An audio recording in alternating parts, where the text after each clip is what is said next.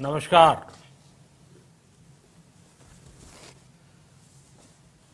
Corona वैश्विक महामारी के खिलाफ लड़ते लड़ते अब हम अनलॉक 2 में प्रवेश कर रहे हैं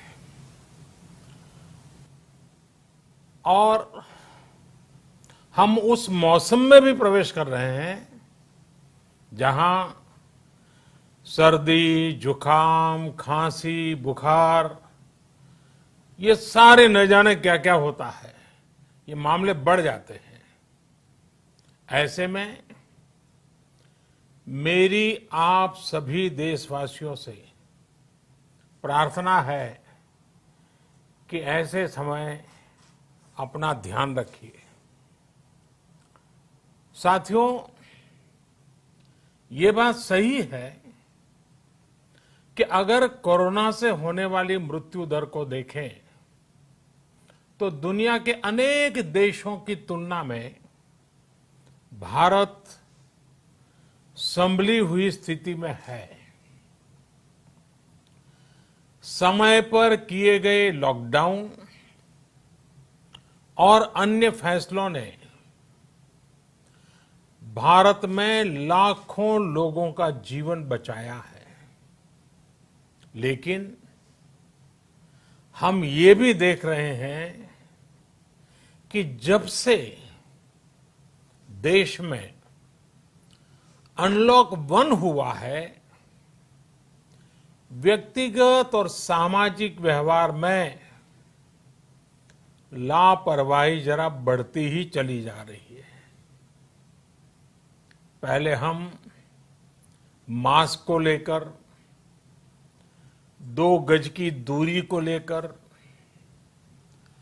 20 सेकंड तक दिन में कई बार हाथ धोने को लेकर बहुत सतर्क थे, लेकिन आज जब हमें ज्यादा सतर्कता की जरूरत है तो लापरवाही बढ़ना बहुत ही चिंता का कारण है। साथियों, लॉकडाउन के दौरान बहुत गंभीरता से नियमों का पालन किया गया था। अब सरकारों को, स्थानीय निकाय की संस्थाओं को, देश के नागरिकों को फिर से उसी तरह की सतर्कता दिखाने की जरूरत है। विशेषकर कंटेनमेंट जोन्स, उस पर तो हमें बहुत ध्यान देना होगा। जो भी लोग नियमों का पालन नहीं कर रहे हैं, हमें उन्हें टोकना होगा, रोकना होगा और समझाना भी होगा। अभी आपने खबरों में देखा होगा, एक देश के प्रधानमंत्री पर 13,000 रुपये का जुर्माना इसलिए लग गया क्योंकि वो सार्वजनिक स्थल पर मास्क पहने बिना गए थे। भारत में भी स्थानीय प्रशासन को इसी चुस्ती से काम करना चाहिए। ये 130 करोड़ देशवासियों के जीवन की रक्षा करने का अभियान है। भारत में गांव का प्रधान हो या देश का प्रधानमंत्री, कोई भी नियमों से ऊपर नहीं है। साथियों, लॉकडाउन के दौरान देश की सर्वोच्च प्राथमिकता रही ऐसी स्थिति न आए कि किसी गरीब के घर में चूल्हा न जले। केंद्र सरकार हो, राज्य सरकारें हो, सिविल सोसाइटी के लोग हों, सभी ने पूरा प्रयास किया कि इतने बड़े देश में हमारा कोई गरीब भाई बहन भूखा न सोए। देश हो या व्यक्ति, समय पर फैसले लेने से, संवेदनशीलता से फैसले लेने से किसी भी संकट का मुकाबला करने की शक्ति अनेक गुना बढ़ जाती है। इसलिए लॉकडाउन होते ही सरकार प्रधानमंत्री गरीब कल्याण योजना लेकर आई। इस योजना के तहत गरीबों के लिए 2.25 लाख करोड़ रुपए का पैकेज दिया गया। साथियों, बीते 3 महीनों में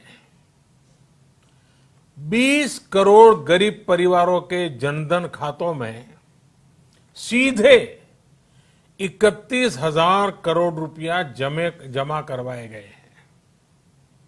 इस दौरान 9 करोड़ से अधिक किसानों के बैंक खातों में 18,000 करोड़ रुपए जमा हुए हैं।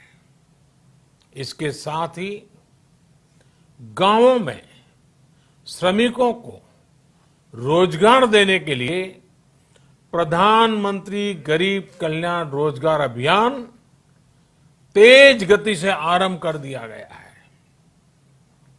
इस पर सरकार 50,000 करोड़ रुपए खर्च कर रही है।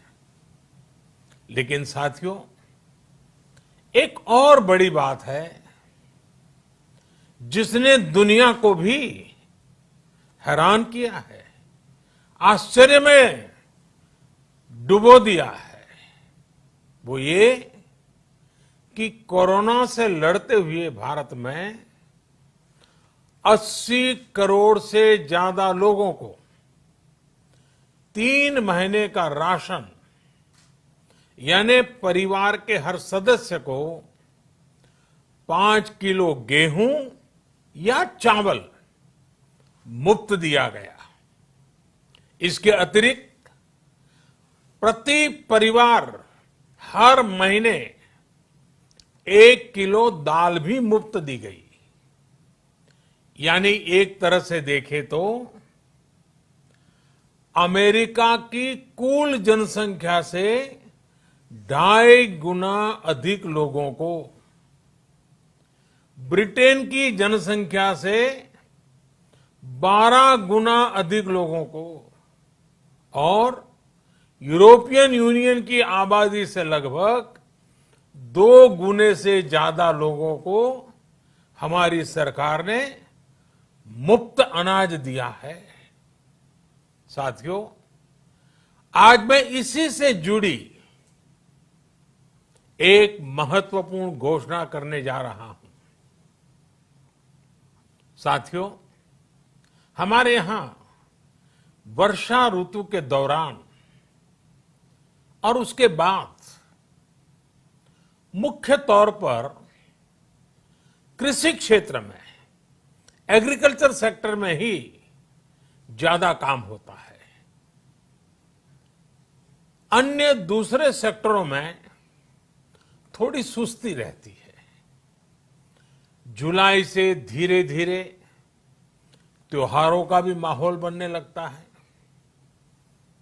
अब आप देखिए, अभी 5 जुलाई को गुरु पूर्णिमा है, फिर सावन शुरू हो रहा है, फिर 15 अगस्त आएगी, रक्षाबंधन आएगा, कृष्णा जन्माष्टमी आएगी, गणेश चतुर्थी आएगी, ओणम होगा और आगे जाएं तो काटी बिहू है, नवरात्रि है, दुर्गा पूजा है, दशहरा है, दीपावली है, छठी मैया की पूजा है। त्योहारों का ये समय जरूरतें भी बढ़ाता है, खर्च भी बढ़ाता है। इन सभी बातों को ध्यान में रखते हुए ये फैसला लिया गया है कि प्रधानमंत्री गरीब कल्याण अन्न योजना का विस्तार अब दिवाली और छठ पूजा तक, यानी नवंबर महीने के आखिर तक कर दिया जाएगा। यानी 80 करोड़ लोगों को मुफ्त अनाज देने वाली ये योजना अब जुलाई, अगस्त, सितंबर, अक्टूबर, नवंबर में भी लागू रहेगी।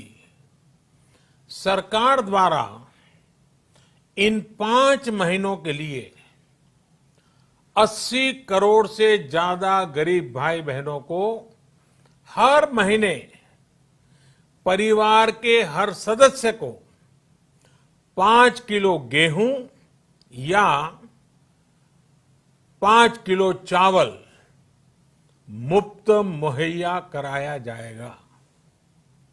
और साथ ही प्रत्येक परिवार को हर महीने 1 किलो चना भी मुफ्त दिया जाएगा। साथियों, प्रधानमंत्री गरीब कल्याण अन्न योजना के इस विस्तार में 90,000 करोड़ रुपए से ज्यादा खर्च होंगे।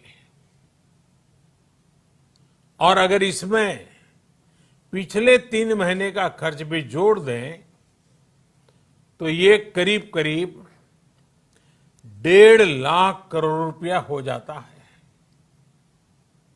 अब पूरे भारत के लिए हमने एक सपना देखा है। कई राज्यों ने तो बहुत अच्छा काम भी किया है। बाकी राज्यों पर भी हम आग्रह कर रहे हैं कि इसको काम को आगे बढ़ाएं। और काम क्या है? अब पूरे भारत के लिए एक राशन कार्ड की व्यवस्था भी हो रही है। यानी एक राष्ट्र एक ration card, 1 nation 1 ration card. इसका सबसे बड़ा लाभ उन गरीब साथियों को मिलेगा जो रोजगार या दूसरी आवश्यकताओं के लिए अपना गांव छोड़ करके कहीं और जाते हैं, किसी और राज्य में जाते हैं। साथियों, आज गरीब को, जरूरतमंद को सरकार अगर मुफ्त अनाज दे पा रही है तो इसका श्रेय प्रमुख रूप से 2 वर्गों को जाता है। पहला, हमारे देश के मेहनती किसान, हमारे अन्नदाता। और दूसरा, हमारे देश के ईमानदार टैक्स पेयर। आपका परिश्रम, आपका समर्पण ही जिसकी वजह से देश ये मदद कर पा रहा है। आपने देश का अन्न भंडार भरा है, इसलिए आज गरीब का, श्रमिक का चूल्हा जल रहा है। आपने ईमानदारी से टैक्स भरा है, अपना दायित्व निभाया है, इसलिए आज देश का गरीब इतने बड़े संकट से मुकाबला कर पा रहा है। मैं आज हर गरीब के साथ ही देश के हर किसान, हर टैक्स पेयर का हृदय से बहुत बहुत अभिनंदन करता हूं, उन्हें नमन करता हूं। साथियों, आने वाले समय में हम अपने प्रयासों को और तेज करेंगे। हम गरीब, पीड़ित, शोषित, वंचित हर किसी को सशक्त करने के लिए निरंतर काम करेंगे। हम सारी एहतियात बरतते हुए इकोनॉमिक एक्टिविटीज को और आगे बढ़ाएंगे। हम आत्मनिर्भर भारत के लिए दिन रात एक करेंगे। हम सब लोकल के लिए वोकल होंगे। इसी संकल्प के साथ हम 130 करोड़ देशवासियों को मिलजुल करके संकल्प के साथ काम भी करना है, आगे भी बढ़ना है। फिर से एक बार मैं आप सबसे प्रार्थना करता हूं, आपके लिए भी प्रार्थना करता हूं, आपसे आग्रह भी करता हूं, आप सभी स्वस्थ रहिए, 2 गज की दूरी का पालन करते रहिए, गमछा, फेस कवर, मास्क ये हमेशा उपयोग कीजिए, कोई लापरवाही मत बरतिए। इसी आग्रह, इसी कामना के साथ मैं आप सभी को बहुत बहुत शुभकामनाएं देता हूं। धन्यवाद।